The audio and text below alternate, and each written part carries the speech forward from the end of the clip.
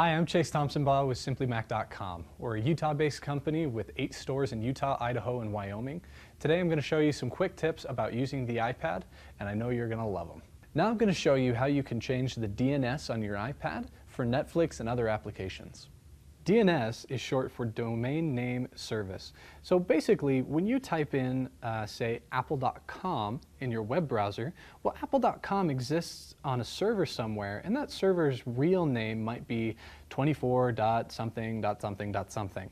And so what happens is, we have been given names, and then a DNS server will go ahead and resolve that or translate it into the actual number of the server that's hosting apple.com.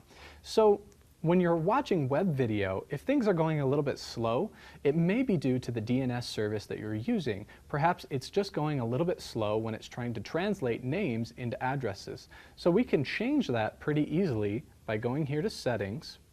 And then here in Settings, we're going to go to Wi-Fi because that's where we're getting our internet. We're going to come here and just tap the arrow next to the Wi-Fi network we're using. And right here, we have DNS.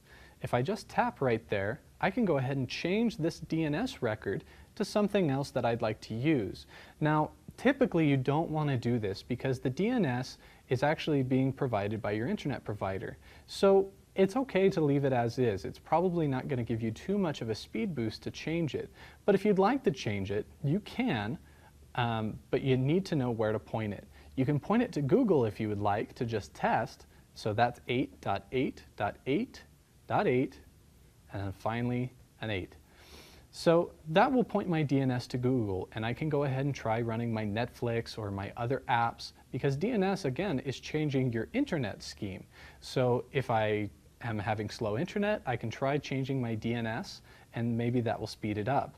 Now, if you're going to change your DNS, I actually recommend changing it to what is called OpenDNS. OpenDNS is a free service. You can find out about it by going to opendns.com. And if you scroll all the way to the bottom of the website, it will give you DNS records that you can use on your iPad or your computer, and you can test these to see if it will work better. You just take this number and go ahead and plug it back into settings in the DNS area of your Wi-Fi. Again, I'm Chase Thompson-Baugh, and I've just showed you how you can change the DNS on your iPad for Netflix and other applications.